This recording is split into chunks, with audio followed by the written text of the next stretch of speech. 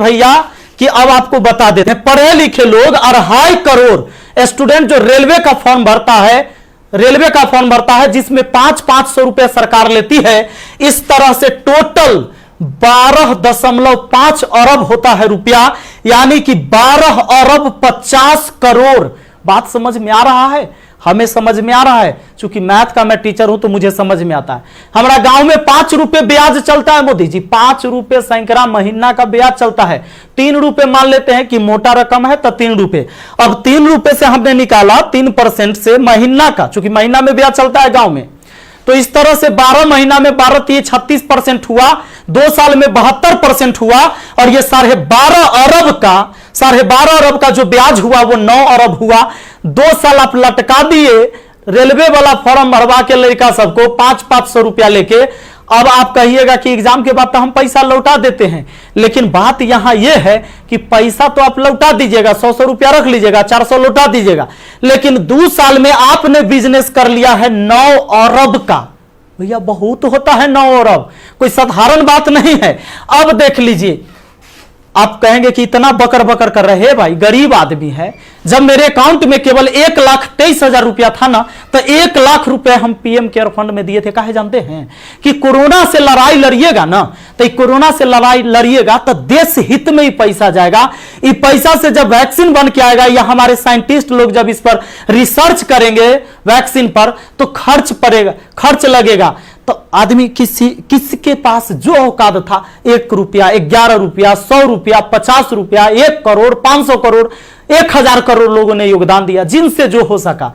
पूरा देश आपके साथ खड़ा था, आपके साथ खड़ा था। और याद रखिएगा कि यह युवा बेरोजगार रहेगा तो आपके विरुद्ध खड़ा होगा। भैया तख्ता पलट जाएगा, ये बात पक्का सुन लीजिए। काहे कि आज हम दिल से बात कर रहे, दिल से बात किए थे तब ना मदद किए थे। अब देख लीजिए, 30 मार्च को मैंने योगदान दिया था 1 करोड़ रुपए। हमारा तब पागलपन चढ़ल था, हम तो अपन गलती का पश्चाताप जूता से मार के करते हैं, लेकिन याद रखिएगा कि जूता उस नेता को भी पड़ेगा जो वोट मांगने आएगा हमारे यहां। याद रखिएगा, ये पूरा देश में अब बवाल होने वाला है। अगर सही टाइम से एग्जाम नहीं लीजिएगा, युवाओं को रोजगार नहीं मिलेगा, तब आपके मन की बात नहीं होगी हमेशा, ये जनता के भी मन की बात होनी चाहिए। यहां पर आपको पता चले तो जिन लोगों को बुरा लगता होगा सर्च कर लीजिएगा, प्रधानमंत्री राहत कोष में 1 लाख रुपए का योगदान दिया। मैथ मस्ती लिखिएगा, ये लाइन लिखिएगा, मैथ मस्ती लिखिएगा, जरूर आ जाएगा, आपको पता चल जाएगा। हमारा घर भी करकट का है, और फिर भी अकाउंट में 1,23,000 था, 1 लाख रुपया डोनेट किए थे ताकि हमारे देश में खुशहाली आए और इस कोरोना वायरस से हमारा देश लड़े। ए भाई, वो बच्चा के पैसा दिया हुआ है, जो हम पढ़ाते हैं ना, वो वीडियो देखता है ना, वो व्यू होता है, उसे पैसा आता है, वो पैसा हम आपको दिए थे। पाप लगेगा ना, तो तनी ध्यान दीजिए यहां पर। ये देखिए, कहते हैं कथी कि स्थानीय खिलौने बनाकर आत्मनिर्भर भारत बनाइए। खिलौना तो हम बनल है, जैसे मन होता है आप खेल रहे हैं, जो आप कह रहे हैं लोग वही कर रहा है। अब हम कौन खिलौना बने? खिलौना तो जनता बन चुका है आप लोगों का। यह हमारे मोदी जी थे, ये हमारे नीतीश बाबू हैं। इनका चाल सुनिएगा, इनका चाल क्या है।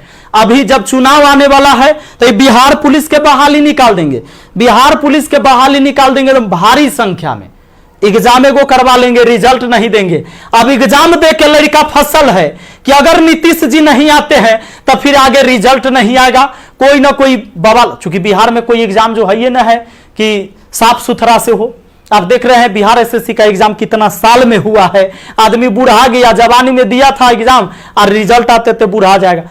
अब चूंकि बिहार में एग्जाम ऐसी होता है, तो ये क्या होगा कि रिजल्ट होगा चुनाव के बाद, मजबूरन फिर नीतीश कुमार जी को चुनेंगे, शिक्षक के बहाली आ जाएगा, बिहार पुलिस के बहाली आ जाएगा, सारे बहाली, दरोगा सब के बहाली आएगा। ये कब होगा? चुनाव के टाइम में भैया।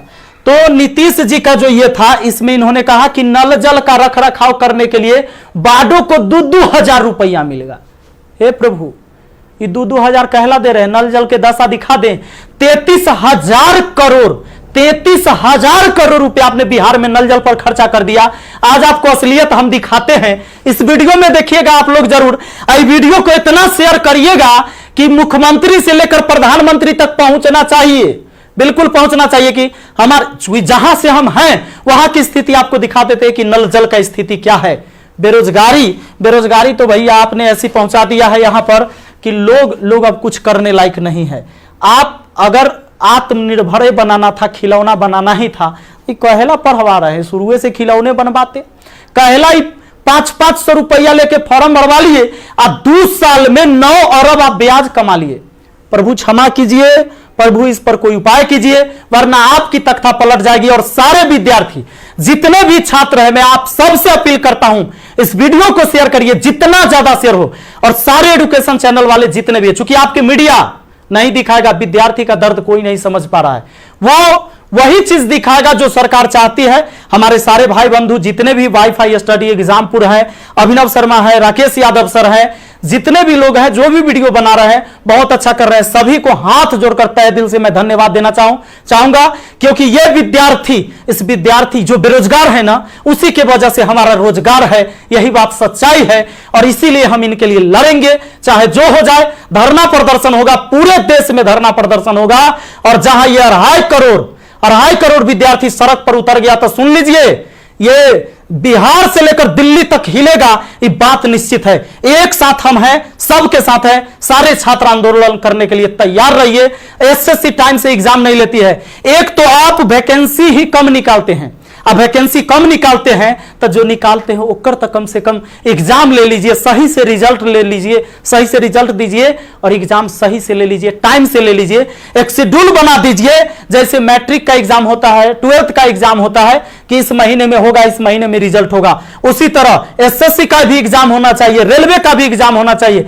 आपको जितने सीट पर लेना है, लेकिन इसका एक टाइम फिक्स होना चाहिए, कितने इस महीने में एग्जाम होगा, इस महीने में रिजल्ट आएगा, इस महीने तक ज्वाइनिंग होगा, ताकि अंधेरे में लोग ना जिए। हे प्रभु, ये पाप लगेगा अगर इस युवाओं के साथ गरीब के बच्चा ना जनरल कंपटीशन के तैयारी करता है, आर्मी के तैयारी करता है, गरीब के बच्चा जाता है। कम से कम एकरा साथ इतना अन्याय ना कीजिए। ये पाप का घड़ा भर चुका है। मैंने अपने सर पर जूता मारा है। अगर वोट मांगने मेरे एरिया में आइएगा, हम जूता मारेंगे आप लोग को, ये बात पक्का कह देते हैं। आई वीडियो शेयर होना चाहिए। आप सबको इस बात के लिए मैं कहना चाहूंगा कि आप शेयर करिए, इस वीडियो को पहुंचाइए, जहां तक हो सके इसको पहुंचना चाहिए। और हर व्यक्ति आपसे हाथ जोड़कर विनती है कि हल्ला बोल ये नारा लगाइए और सब लोग पहुंचाइए, सब लोग वीडियो बनाइए, जितने भी एजुकेशन से जुड़े हुए हैं, क्योंकि कोई मीडिया वाला आपको दिखाने वाला ये नहीं है। और बस यही बात कहना चाहेंगे और जल्दी आग के तरह इस वीडियो को फैलाइए। और ज्यादा कुछ नहीं बोलेंगे। बेरोजगारी इतना बढ़ गया है कि आप सब कुछ समझ ही रहे हैं।